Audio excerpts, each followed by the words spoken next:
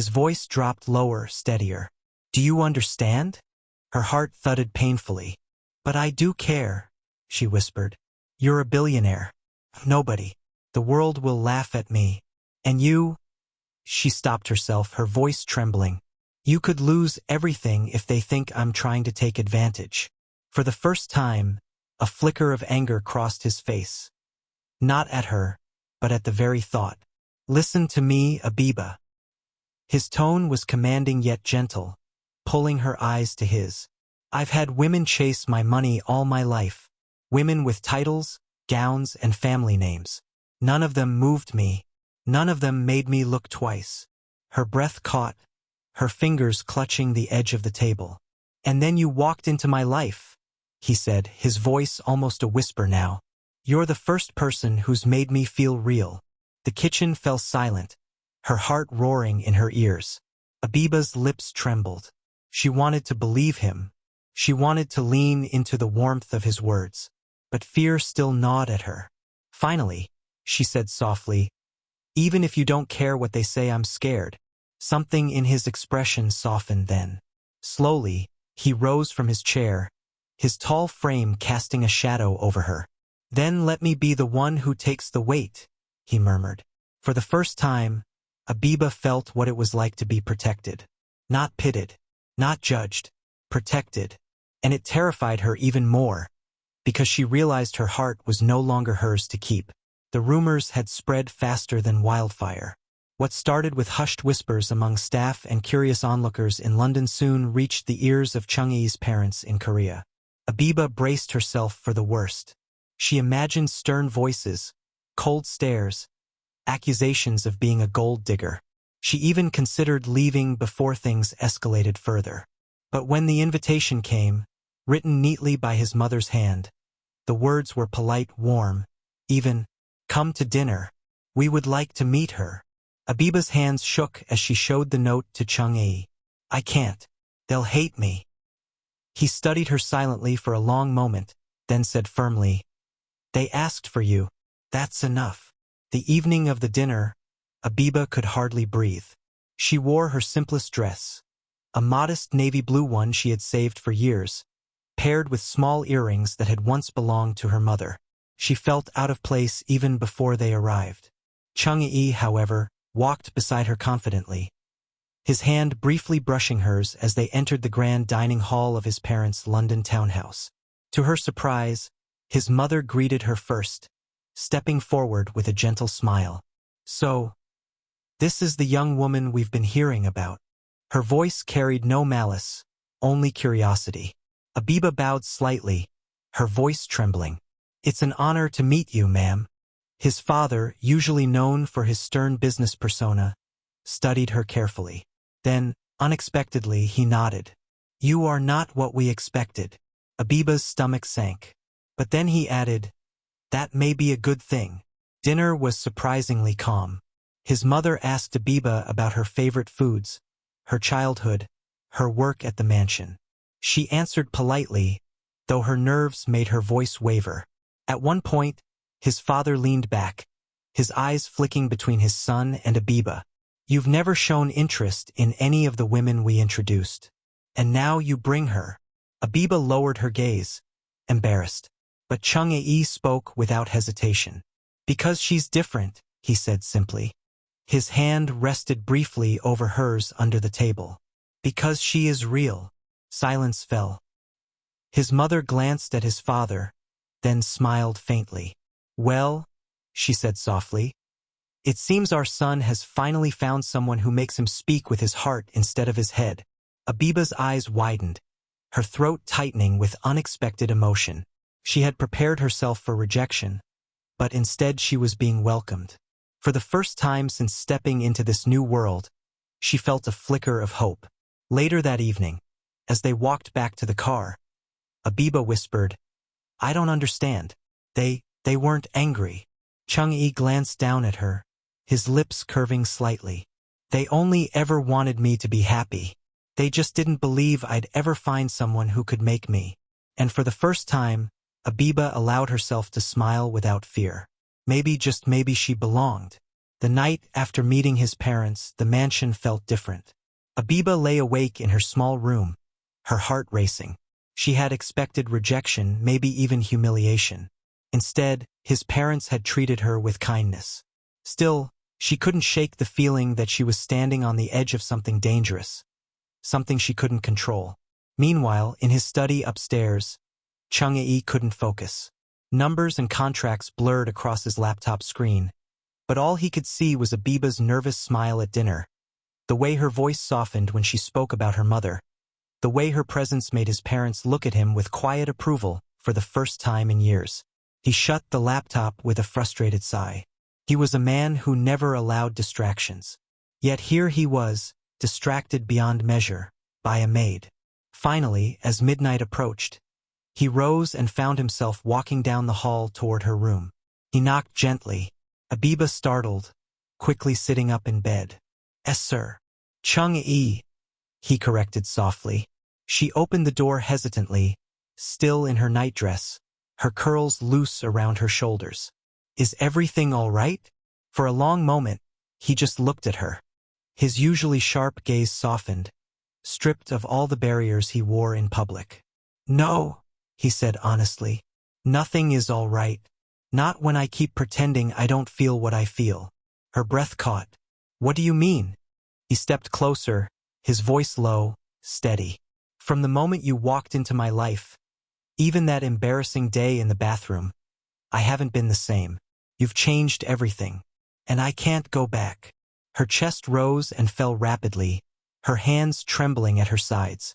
"But you're not just anything," he interrupted firmly. "You're the only one I see." Silence stretched between them, heavy and electric. Abiba's heart thundered in her chest, fear and desire warring inside her. Then, slowly, he lifted a hand, brushing a stray curl from her face. His touch lingered warm against her skin. "Tell me to stop," he whispered. But she didn't. She couldn't. Instead, her eyes fluttered closed. And in the quiet of the mansion, where secrets lived behind every wall, Chung-ae leaned down and pressed his lips against hers. Gentle at first, hesitant, as if afraid she might vanish. The kiss deepened, pulling them both into a world where status, wealth, and fear no longer mattered. Just two souls, finding each other at last. When they finally broke apart, breathless, Abiba's eyes shimmered with unspoken emotions. "This is wrong," she whispered, though her voice betrayed her heart. Chung-ae cupped her face, his gaze unwavering. "No, this is the only thing that's ever felt right." And in that moment, Abiba knew there was no turning back. After that first kiss, nothing in the mansion felt the same. To the outside world, Abiba was still the maid. Quiet, polite, dutiful. But behind closed doors, the boundaries between her and Chung-ae began to blur. He would linger in the kitchen while she cooked, pretending to read emails when in truth he was watching the way she moved. She would find fresh flowers placed in a vase near her quarters. Small gestures he never admitted to but she knew came from him. Some nights, after the staff had gone and silence draped the mansion, they would steal precious moments together, talking over tea, sharing laughter in the library, a brush of his hand against hers that sent shivers down her spine. It was a fragile kind of happiness, one they both knew couldn't stay hidden forever. The first sign came from the staff. One afternoon, Abiba overheard the gardener muttering under his breath as she passed. "She doesn't even hide it anymore. Always near him, always smiling." "Careful," the part-time maid whispered back. "If the papers find out." Abiba's chest tightened. She told herself it didn't matter, that gossip was just gossip. But still, she worked with her head bowed lower, her steps quieter.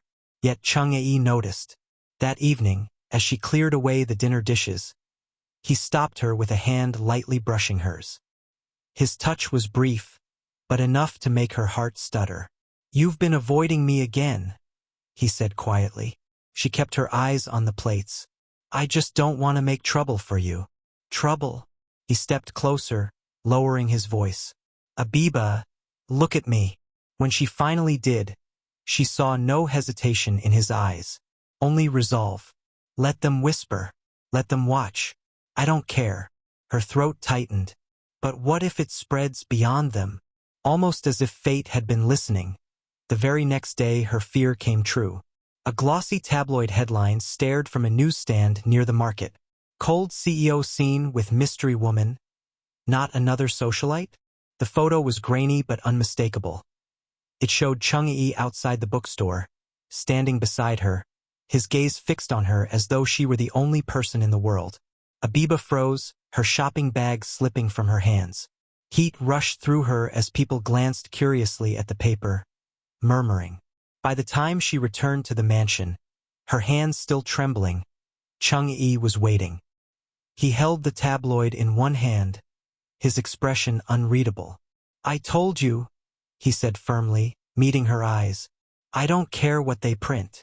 But Abiba did, because this wasn't just whispers anymore. This was the world watching. And for the first time, she wondered if their fragile love could survive the weight of it. The days after the tabloid photo felt like living inside a storm. More newspapers followed, each with new speculations. Some painted Abiba as a secret mistress, others mocked her background, reducing her to a maid caught in a billionaire's world. Social media buzzed with cruel comments and gossip. Abiba kept her head down, carrying on with her chores, but every whisper, every glance from outsiders pressed against her chest like a weight she couldn't bear. One evening, she broke. I can't do this, she whispered, tears gathering as she sat at the edge of her bed. They'll tear you apart because of me. Chung-ae knelt in front of her, his hand resting gently on her knee. Let them try, he said calmly. I've built empires from nothing. Do you think I can't protect the woman I love? Her breath hitched. He had never said the words so clearly before. But before she could reply, his phone buzzed. A reminder. The company's annual press conference was tomorrow. A gathering of investors, partners, and journalists. The world would be watching. And that gave him an idea. The next day, the hall was packed. Cameras flashed, pens scratched across notepads, and the air buzzed with speculation. Everyone expected Chung-ae Kim to address the rumors. He stepped onto the stage, sharp in a tailored black suit, his expression calm but eyes blazing with determination. Before we discuss business, he began, his deep voice commanding silence. I have something to say. The reporters leaned forward.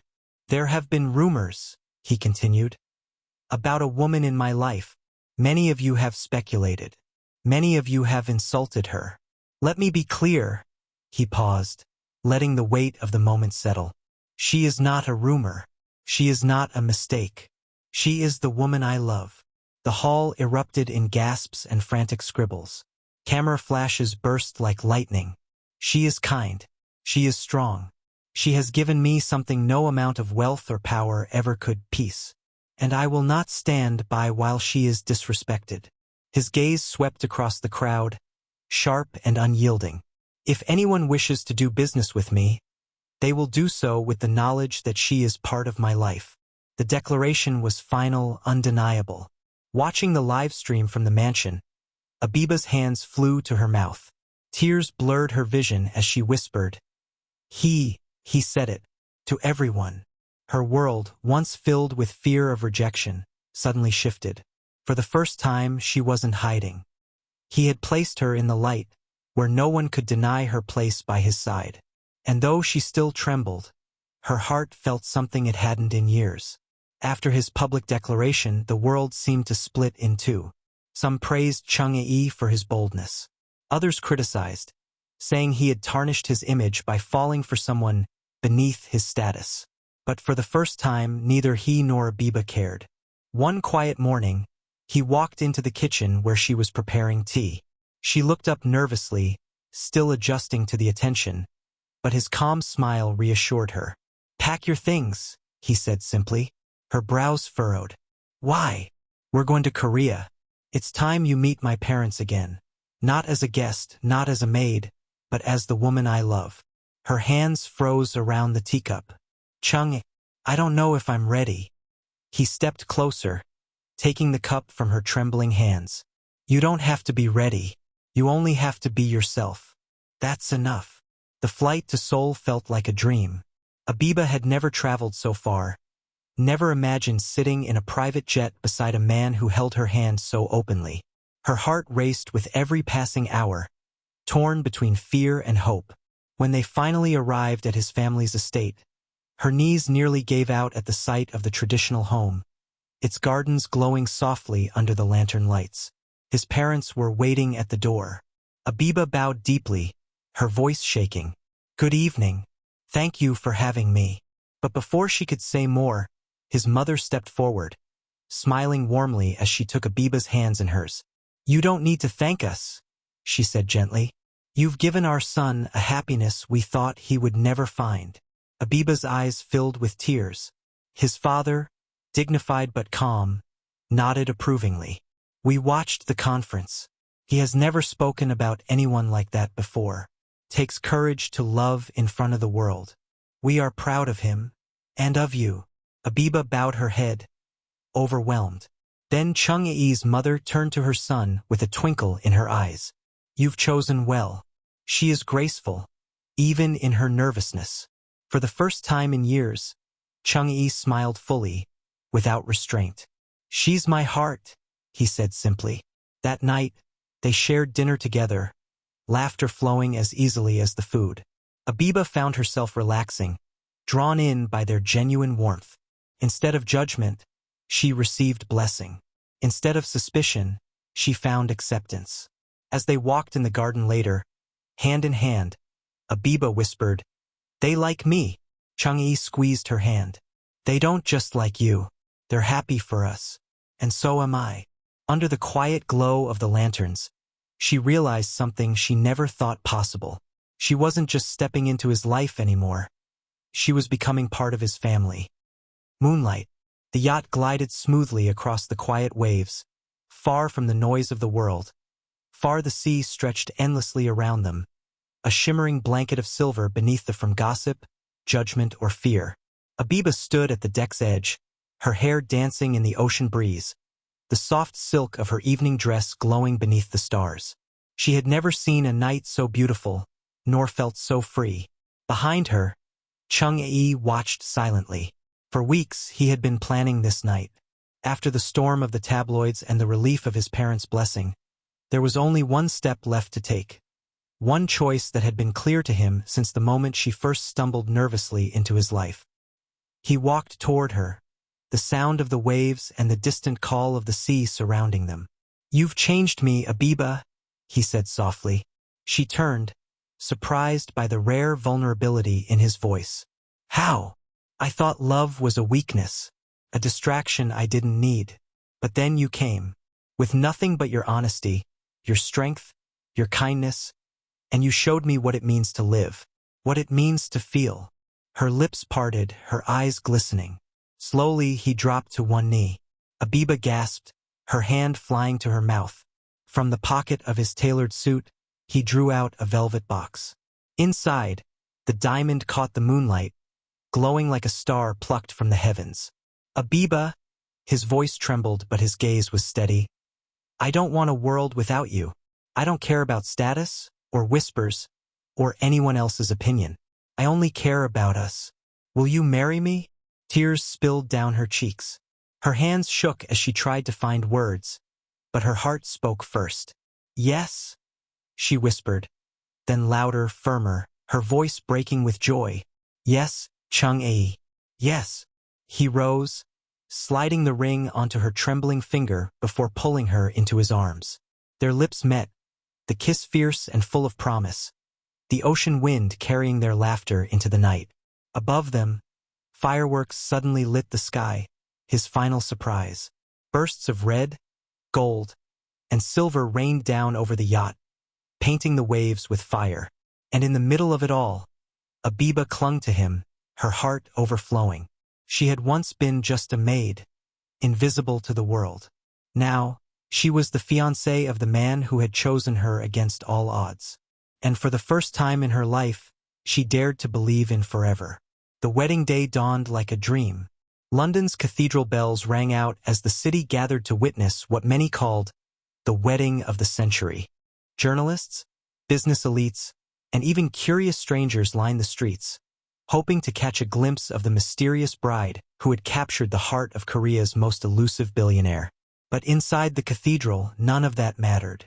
Abiba stood before a gilded mirror, her white gown flowing like liquid silk, her veil shimmering as sunlight streamed through stained glass.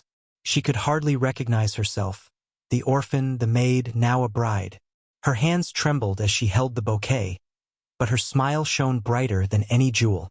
When the doors opened, all eyes turned. She walked slowly down the aisle, her every step carrying the weight of 1,000 whispered doubts and the strength of a love that had defied them all. At the altar, Chung-ae waited in a black tailored suit, his usual cold mask replaced by something rare, gentle awe. When their eyes met, the world seemed to fall away. The vows were simple but powerful. "I once thought love was weakness," he said, his voice steady though his eyes glistened. "But loving you has made me stronger than I have ever been. You are my heart, my home, my forever." Tears spilled down Abiba's cheeks as she whispered, "I never dreamed a life like this was possible. But with you, I found love, safety, and hope. I promise to stand with you always." When the priest pronounced them husband and wife, their kiss was met with thunderous applause, camera flashes, and the swell of music. Fireworks erupted outside the cathedral, and the world celebrated a love story few had believed would last, but one that had just begun. The months that followed were blissful. Their honeymoon carried them across oceans, Paris at sunset, the quiet beaches of Jeju, the bustling markets of Accra where Abiba proudly introduced him to pieces of her heritage. Everywhere they went, they laughed, they learned, they loved. But the most beautiful surprise came quietly. One morning, Abiba stood in their penthouse, holding a small white stick in her hand, her heart racing. When she saw the faint pink lines, her breath caught, and tears filled her eyes. Later, when she told him, her hands trembling, he froze for a heartbeat, then swept her into his arms with a laugh so pure, so unrestrained. She had never heard anything like it before. "A child," he whispered against her hair. "Our child." He placed his hand gently on her stomach, his eyes shining with pride and wonder. For the first time, the man who had once lived in isolation, locked away in cold towers of power and wealth, felt something he had never known, true legacy. Not just of name or empire, but of love, family, and future. And Abiba, who had once been invisible to the world, now stood at the very heart of it. Beloved wife, soon-to-be mother, and the woman who had turned loneliness into light. The months of Abiba's pregnancy unfolded like a new chapter of love. From the very beginning, Chung-ae refused to let her lift a finger. If she reached for a broom, he gently took it from her. If she tried to cook, he wrapped his arms around her from behind and whispered, "No, sit, rest, I'll take care of you." The staff, once skeptical of her place in his life, now smiled knowingly as they watched their once distant master hover over his wife with unshakable devotion. He attended every doctor's appointment, held her hand through each checkup, and whispered encouragement whenever she felt weary. At night, he would rest his ear against her growing belly, smiling as he felt the soft kicks. "He already knows me," he would murmur, his voice trembling with wonder. Abiba would laugh softly, running her fingers through his hair. "He knows love. That's why he kicks when you're near." His parents were overjoyed. Almost every week, they arrived with gifts. Tiny clothes embroidered with golden patterns, soft handmade blankets, toys carved from wood. His mother would fuss over Abiba, insisting she eat nourishing soups, while his father would quietly place his hand on her shoulder, his pride evident though he said little. "You are giving our family its greatest blessing," his mother said one afternoon, her eyes shining. "A grandchild born from love." Abiba's heart swelled with gratitude. The day of the birth came on a rainy evening. Thunder rolled outside the hospital windows as Abiba gripped Chung-ae's hand, sweat beading on her forehead. "You're strong," he whispered, kissing her knuckles. "You can do this. I'm right here." Hours passed in waves of pain and courage, until at last, the cry of a newborn filled the room. The doctor placed a tiny, wriggling bundle into Abiba's arms. Her tears spilled freely as she gazed at the baby's small face, his eyes tightly shut, his hands curling around her finger. "A boy," the doctor announced with a smile. Chung-ae leaned close, his heart pounding as he kissed his son's forehead. For a man who had conquered empires, nothing had ever felt as powerful or as humbling as this moment. "Our son," he whispered, his voice breaking. "Our future." That evening, as the rain cleared and the stars emerged, the little family rested together. Abiba cradled the baby, exhaustion and joy mingling in her gaze. Chung-ae sat beside her, his arm around her shoulders, his other hand gently stroking the child's tiny back. His parents entered quietly, tears of joy in their eyes as they looked at their grandson. His mother placed a small golden bracelet on the baby's wrist, a family heirloom passed down for generations. "He is blessed," she said softly. "And so are you both." Abiba leaned into her husband, her heart overflowing. From maid to wife, from loneliness to love, from orphan to mother. Her journey had been impossible in the eyes of the world, but here she was, holding everything she had ever dreamed of. And as their son's soft cries filled the night, she knew their love story had only just begun. Thank you so much for watching today's episode. I truly appreciate every one of you for supporting this channel and sharing this journey with me. Please don't forget to subscribe, like, and leave me a comment below. I'd love to hear your thoughts. And of course, hit that notification bell so you'll be the first to know when the next episode drops. Your support means the world to me, and I can't wait to share what is coming next.